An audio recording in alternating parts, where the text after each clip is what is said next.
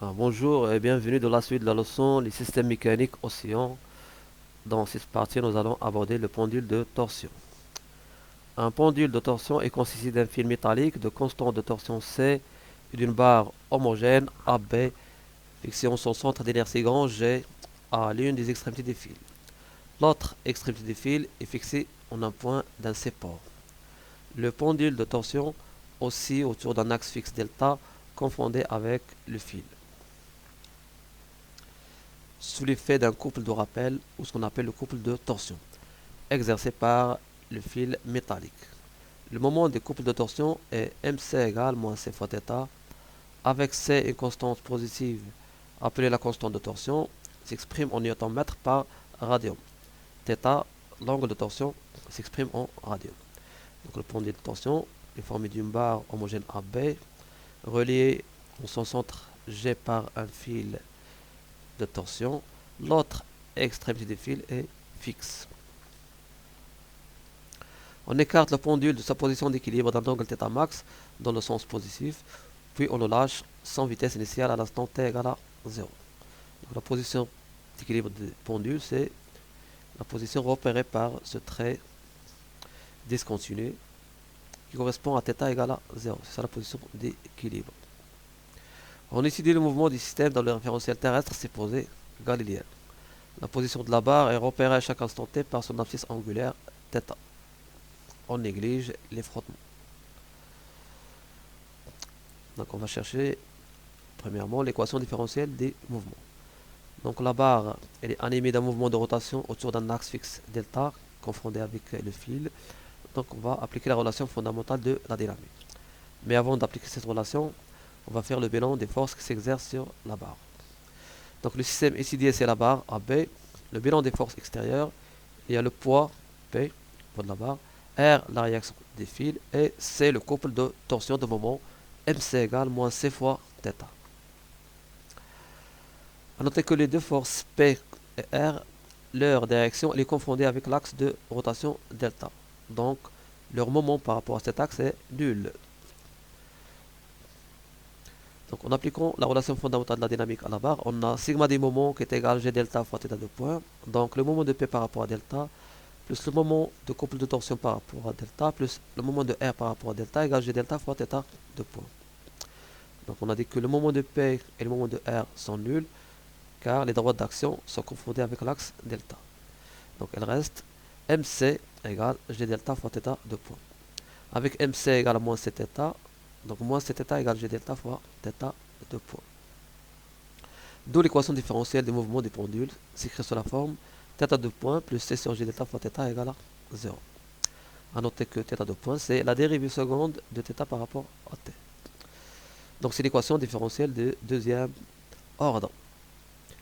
La solution de cette équation, donc c'est une solution sinusoïdale qui s'écrit sous la forme θ de t égale θ max cos de pi sur t0t plus phi, avec θ max c'est l'amplitude qui est en radium, t0 pardon c'est la période propre en secondes et la phi c'est la phase à l'instant t égale à 0 ou la phase à l'origine des dates qui s'exprime aussi en radium.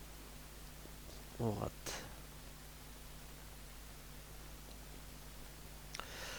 Donc on va chercher maintenant l'expression de la période propre t0. Donc avant de faire les calculs, une petite remarque. Pour ces équations différentielles de deuxième ordre s'écrivent sous cette forme, par exemple θ de point plus A sur B fois θ égale à 0 avec A et B des constantes positives. Ou bien x de point plus A sur B fois x égale à 0. Alors pour ces équations différentielles de deuxième ordre qui s'écrivent de cette façon, alors toujours la période propre sera égale, t0 égale 2pi fois la racine carrée de l'inverse de ce terme. C'est-à-dire que c'est B sur A. Bien sûr, A et B des constantes positives. Par exemple, dans ce cas, θ de point plus c sur g delta fois θ égale à 0. Donc normalement, on doit trouver t0 égale 2pi fois la racine carrée de l'inverse de ce terme, c'est g delta sur c. Donc on va effectuer les calculs pour trouver cette expression. Donc normalement, il faut faire toujours les calculs, mais c'est bien de connaître l'expression qu'on va trouver à la fin. Donc normalement, on va trouver t0 égale 2pi fois la racine de g delta sur c. Donc on va effectuer les calculs. Alors pour déterminer l'expression de t0, toujours la même méthode, il faut remplacer la solution dans l'équation différentielle. Alors on a θ de t qui est égal à θ max cos de p sur t0 t plus phi. Donc on dérive pour trouver θ point. On rappelle que cos de ax plus b' c'est moins a fois sinus de ax plus b. Donc lorsqu'on dérive le cosinus, on change le signe. Donc c'est moins. Donc θ point c'est moins a c'est 2pi sur t0 fois θ max fois sinus. On dérive une deuxième fois pour trouver l'expression de θ de point. Et on rappelle encore une fois que la dérivée de sinus de ax plus b', c'est a fois cosinus. Donc lorsqu'on dérive le sinus sans changer le signe, on ne change pas le signe. Donc c'est plus.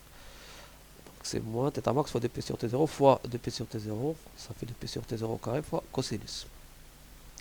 Donc on va remplacer dans l'équation différentielle qu'on a trouvée. Donc on a trouvé que θ de point plus c sur g delta fois θ égale à 0. Donc θ de point c'est moins θ max fois 2pi sur t0 au carré fois cosinus plus c sur g delta fois θ qui est égal à θ max fois cosinus, le tout égal à 0. On factorise par θ max fois cosinus 2pi sur t0 t plus phi, facteur de 2pi sur t0 au carré moins c sur g delta égale à 0. Pour que cette équation soit vérifiée, quel que soit t, donc il faut que 2pi sur t0 au carré moins c sur g delta égale à 0. Donc 2pi sur t0 au carré égale c sur g delta, soit t0 égale 2pi la racine carrée de g delta sur c. Donc c'est la relation qu'on a prévue avant, donc c'est 2pi la racine de g delta sur c. Donc toujours la période sera égale 2pi fois l'inverse de ce terme. Mais normalement, il faut faire les calculs. On remplace la solution de l'équation différentielle. Avec remarque, la fréquence propre de l'oscillateur, donc bien sûr la fréquence propre, c'est l'inverse de la période propre, c'est 1 sur t0, égale 1 sur 2pi la racine de c sur g delta. Deuxième remarque, nous déterminons les constantes θ max et phi, l'amplitude et la phase à l'origine des dates, à l'aide des conditions initiales. Donc, pour trouver l'expression de t0, on remplace la solution de l'équation différentielle. Pour trouver les valeurs de l'amplitude et de la phase à l'origine, on utilise toujours les conditions initiales. Donc, ceci est valable pour tous les oscillateurs qu'on va voir. Pendule élastique, pendule tension, pendule simple et pendule pesant. Toujours la solution de l'équation différentielle, deuxième ordre, c'est une solution sinusoïdale. La période propre se détermine en remplaçant la solution de l'équation différentielle. L'amplitude et la phase à l'origine, on utilise les conditions initiales. Donc conclusion, donc on va voir petite conclusion. Donc pour l'abscisse angulaire θ, en tenant compte des conditions initiales qu'à t égale à 0, θ égale à θ max, donc la courbe qui représente les variations de θ au sein de t, donc c'est une courbe sinusoïdale, de période t0, et d'amplitude θm. Donc θ égale θ max cos de p sur t0 t plus phi, avec t0 c'est 2pi racine de g delta sur c. Pour la vitesse angulaire θ point, alors θ point c'est la dérivée de θ par rapport à t, c'est moins θ max fois 2pi sur t0 fois sinus. La valeur maximale ou l'amplitude de la vitesse angulaire c'est θ max fois 2pi sur t0. C'est la valeur maximale. Ou bien θ max fois racine de c sur g delta en remplaçant t0 avec son expression déjà trouvée. Donc la variation de θ point en fonction de t, donc c'est une variation sinusoïdale ayant la même période propre t0. Pour l'accélération, donc θ de point, c'est la dérivée de θ point par rapport à t, donc c'est moins θ max fois 2pi sur t0 au carré fois cosinus. Donc l'amplitude de l'accélération angulaire ou l'accélération angulaire maximale, c'est θ max fois 2pi sur T0 le dessous au carré, ou bien θ max fois C sur G delta, en remplaçant T0 avec son expression déjà trouvée. Donc la courbe qui représente les variations du θ en fonction de T, fonction sinusoïdale, ayant toujours la même période T0. Donc à noter que lorsque θ égale à θ max, ou θ égale à moins θ max, la vitesse angulaire s'annule. Donc pour θ max, 0. Pour moins θ max, c'est 0. Et lorsque θ égale à 0, la position d'équilibre, θ point, elle est maximale. Donc c'est un résultat qu'on a déjà vu pour les pendules élastiques. On va refaire la même remarque. Donc la vitesse angulaire est maximale lors du passage de la barre par sa position d'équilibre. Pardon, c'est θ égale à 0. C'est pas x, θ égale à 0. Donc c'est un résultat général pour les oscillateurs mécaniques. Toujours au passage par la position d'équilibre, la vitesse est maximale. On l'a déjà vu pour le pendule élastique. C'est un résultat qui se généralise pour les autres pendules. Et pour θ égale θ max et θ égale moins θ max, la vitesse de l'oscillateur est nulle. Donc aussi c'est un résultat général pour tous les oscillateurs. Pour θ égale θ max et θ égale moins θ max, la vitesse s'annule. Ou pour x égale à x max et x égale à moins x max, la vitesse s'annule. Par contre, au passage par la position d'équilibre, soit θ égale à 0 ou bien x égale à 0 pour pendule élastique, la vitesse est maximale. Donc ne pas oublier. Donc ces deux remarques. La vitesse d'un oscillateur mécanique lors de son passage par sa position d'équilibre est maximale. La vitesse de l'oscillateur pour θ égale θ max et θ égale à moins θ max, ou bien x égale à x max et x égale à moins x max, et la vitesse est nulle. Donc on va voir maintenant un petit exercice d'application.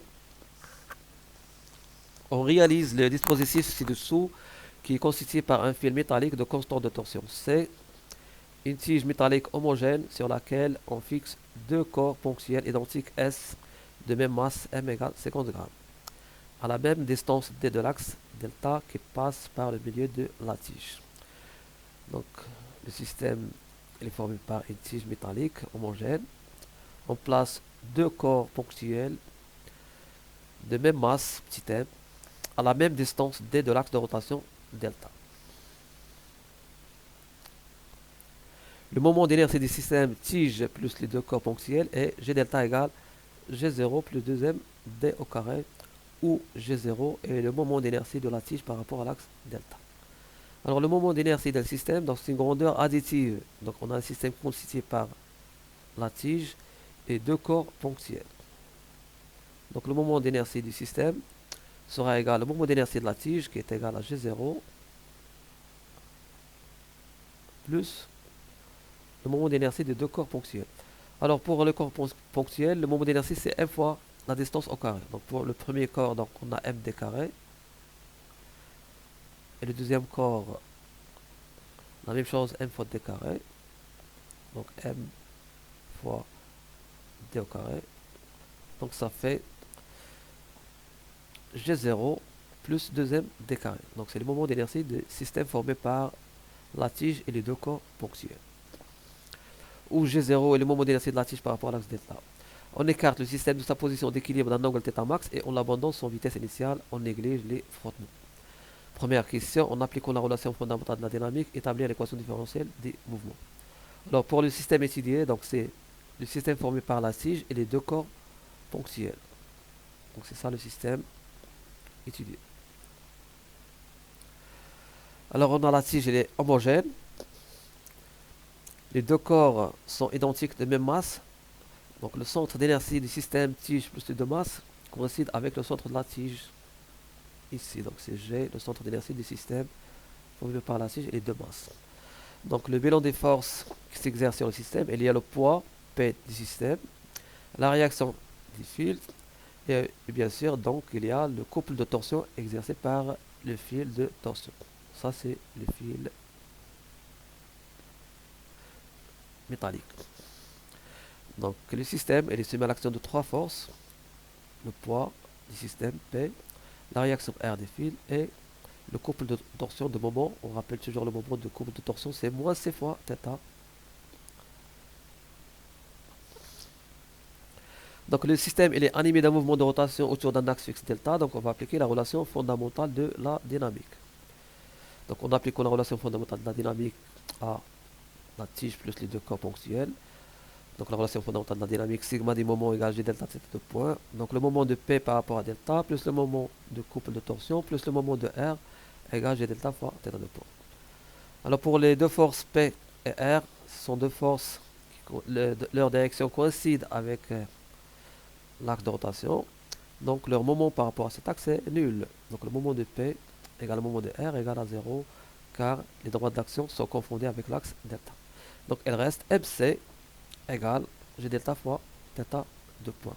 Avec MC égale moins C fois θ. Donc moins C θ égale G delta fois θ de point. D'où l'équation différentielle du mouvement θ de point plus C sur G delta fois θ égale à 0. Donc on obtient une équation différentielle de deuxième ordre. Deuxième question, la solution de l'équation différentielle précédente s'écrit sous la forme θ de t égale θ max cos de P sur T0 de T plus phi. Déterminer l'expression de T0 en fonction de C, G0, M et D. Alors, avant d'établir l'expression de T0, je rappelle que normalement, on doit trouver T0 égale 2pi fois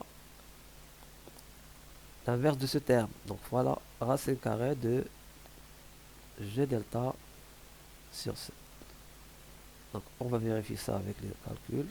On l'a déjà fait dans la première partie. On va le refaire. Donc, on a θ qui est égal à θ max cos de P sur T0 T plus phi. On dérive pour trouver θ point. Donc, ces calculs sont déjà faits. On dérive une deuxième fois pour trouver θ de point. Après, on remplace dans l'équation différentielle. On factorise par moins θ max cos de P sur T0 T plus phi fois 2P sur T0 au carré moins C sur G delta égale à 0. Donc pour que cette équation soit vérifiée qu'elle soit T, donc il faut que ce terme soit égal à 0. Donc ce calcul fait, on trouve bien sûr T0 égale 2Pi racine de G delta sur C. Et d'après les données, on a G delta qui est égal à G0 plus 2mt carré. Donc on remplace et on trouve finalement que T0 égale 2Pi. Donc on remplace G delta par son expression G0 plus 2mt carré sur C. Troisième question, on fait varier la distance D et on détermine dans chaque cas la période propre T0 des oscillations. La courbe C-contre représente le carré de la période propre en fonction de D au carré. Calculer la valeur de C et de G0. Alors on a d'après l'expression de T0 qu'on a trouvé dans la question précédente, T0 égale 2pi racine de G0 plus 2mt carré sur C. Donc on va enlever le tout au carré. Donc T0 au carré égale 4pi carré fois G0 plus 2mt carré sur C. Alors on développe ce calcul. Donc T0 au carré égale 4pi carré fois G0 sur C plus 4pi carré fois 2mt carré sur C. Ça fait 8pi carré M sur C fois D au carré. Donc on obtient l'expression de T0 au carré en fonction de D carré.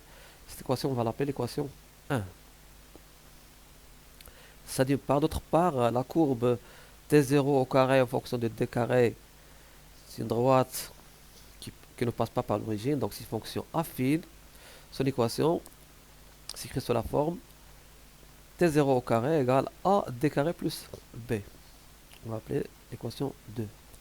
Avec A, bien sûr, représente le coefficient directeur et B, c'est l'ordonnée à l'origine. Donc on a ici deux équations 1 et 2.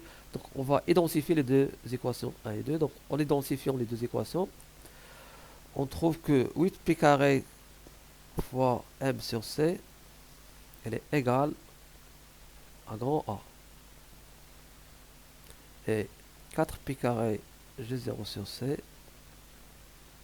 elle est égale à grand P. Donc en identifiant les relations 1 et 2, on obtient, alors commençons par A. Donc A c'est 8pi carré fois M sur C. Donc C égale 8pi carré M sur A. On a dit que A représente le coefficient directeur de la droite. Alors pour calculer ce coefficient directeur, donc je vais choisir deux points de la droite. Le premier point, donc c'est l'ordonnée à l'origine, donc c'est ce point. Et le deuxième point, c'est celui-ci. prendre ce point. Alors le premier point est là pour abscisse 0 et pour ordonnée, donc on a ici 0,2, 0,4, 0,3, donc 0,25. Donc le premier point, abscisse 0, ordonnée 0,25. Le deuxième point, abscisse 0,03, l'ordonnée c'est 1. Donc on calcule le coefficient directeur. Donc A égale delta T0 au carré sur delta D carré. Donc c'est 1 moins 0,25. 1 moins 0,25 que divise 0,03 moins 0. Donc c'est ça le coefficient directeur de la droite. Ça fait 25 secondes au carré par mètre au carré. Donc on a un temps au carré sur une distance au carré. Donc 25 secondes au carré, mètre au carré. Donc c'est égal, donc on va faire les calculs, c'est égal 8 pi carré fois la masse, donc 50 grammes, il faut la convertir bien sûr en kilogrammes. Donc l'unité internationale de la masse c'est le kilogramme, donc ça fait 0,05 qui divise grand A qui est égal à 25. Alors tout calcul fait, on trouve C égale 0,16 Nm par radio. Ça d'une part. D'autre part, on a dit que B égale 4 pi carré fois G0 sur C. Donc on a B égale 4 pi carré fois G0 sur C. Donc on va chercher G0. Donc G0 égale B fois C qui divise 4 pi carré. Avec B, il représente l'ordonnée à l'origine, c'est 0,25 secondes au carré. Donc G0 égale 0,25 fois C, c'est 0,16 qui divise 4 pi carré. On trouve finalement que G0 égale 10-3 kg mètre au carré. Et ainsi se termine cette partie de la leçon des systèmes mécaniques oscillants. Merci de l'avoir suivi et à bientôt.